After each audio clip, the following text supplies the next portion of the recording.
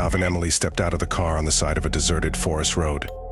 Tall, ancient trees stretched endlessly before them, their twisted branches forming a dark canopy that blocked out the sky. They were here to explore an abandoned psychiatric hospital they had heard so many eerie stories about. Locals said that sometimes cries and moans could still be heard echoing from the ruins, as if the souls of the dead patients lingered there, trapped between worlds. Gustav was a tall young man in his mid-20s with dark brown hair and piercing green eyes that seemed to reflect the dim light of the forest.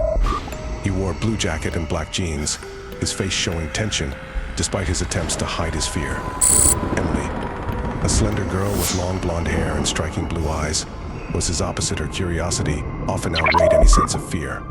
She was fascinated by abandoned places and the mysteries they held, and this hospital was her latest obsession. "Are you sure you want to go inside?" Gustav asked, glancing nervously at the ominous building. The structure loomed before them like a giant tombstone, its walls cracked and covered in moss. "Of course, that's why we came here," Emily replied, trying to keep her voice steady despite a hint of unease. "Think of the stories we could tell after this."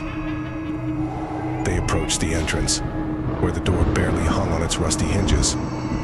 A faded sign above it read saying Mary's Asylum, the letters almost obscured by years of dirt and grime. Gustav pushed the door, and it let out a piercing creak, as if warning them of the danger inside. They exchanged a glance, then stepped in together. Inside the hospital, the darkness swallowed them whole. The air was damp and carried a musty, decaying scent that clung to the walls like an old memory. The floors were littered with broken glass and debris, and the sound of their footsteps echoed down the long, empty corridor. Strange graffiti covered the walls, along with symbols neither of them could recognize: circles, crosses, and jagged lines that seemed almost alive in the dim light. "Look at this," Emily whispered, pointing at a large drawing on the wall.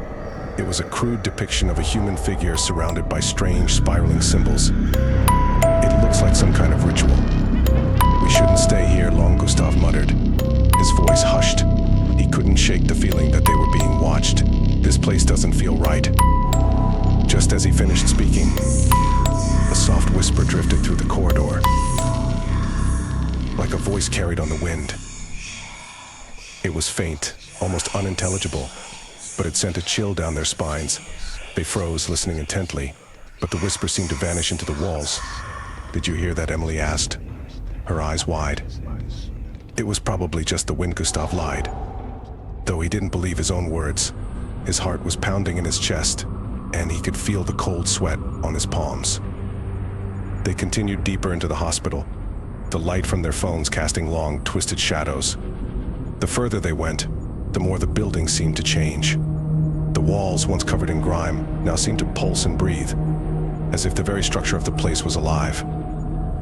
When they reached a door at the end of the corridor, they heard it again, a low, mournful moan, like someone crying out in pain. It was coming from behind the door. "Should we open it?" Emily whispered, her voice trembling now. "We have to," Gustav replied, though every fiber of his being screamed for him to turn and run. He reached for the handle and pushed the door open slowly. It creaked, revealing a small room bathed in an unnatural, pale light. The room was empty except for an old desk in the center. Papers were scattered across it, and a thick layer of dust covered everything. Emily stepped closer, drawn by the sight of a dusty folder lying open. She reached out and flipped through the yellowed pages. "These are medical records," she said, frowning. "But all the names are crossed out. Look, every page says the same thing: you want to escape." Gustav's breath caught in his throat. "This isn't right. We need to leave now." Before they could move, the door behind them slammed shut with a deafening bang. The lights on their phones flickered and then went out, plunging them into complete darkness. The air grew colder, so cold that they could see their breath misting before their faces. The silence was broken by a chorus of whispers, louder now, almost like a chant. It came from all directions, surrounding them. Emily grabbed Gustav's arm, her nails digging into his skin. "What's happening?" she gasped, her voice barely more than a whisper. "It's them," Gustav said, his voice shaking. "The spirits of the patients. They're here." As if in response, the shadows in the room began to shift, taking on vague humanoid shapes. Their eyes were blank, white voids staring straight at the couple. The whispers turned into a cacophony of voices, filled with sorrow and malice. "Run," Gustav shouted, pulling Emily toward the door. They crashed against it, pushing with all their strength, but it wouldn't budge. It felt as though an invisible force was holding it shut. "Please, let us out," Emily screamed, her voice breaking. The shadows moved closer, their forms becoming more distinct, men and women in tattered hospital gowns, their faces twisted in agony. One reached out a hand toward Emily, its fingers long and bony. With a surge of adrenaline, Gustav slammed his shoulder into the door, and it flew open. They stumbled into the corridor, not daring to look back as they sprinted toward the exit. The whispers followed them, growing louder, turning into mocking laughter that echoed off the walls.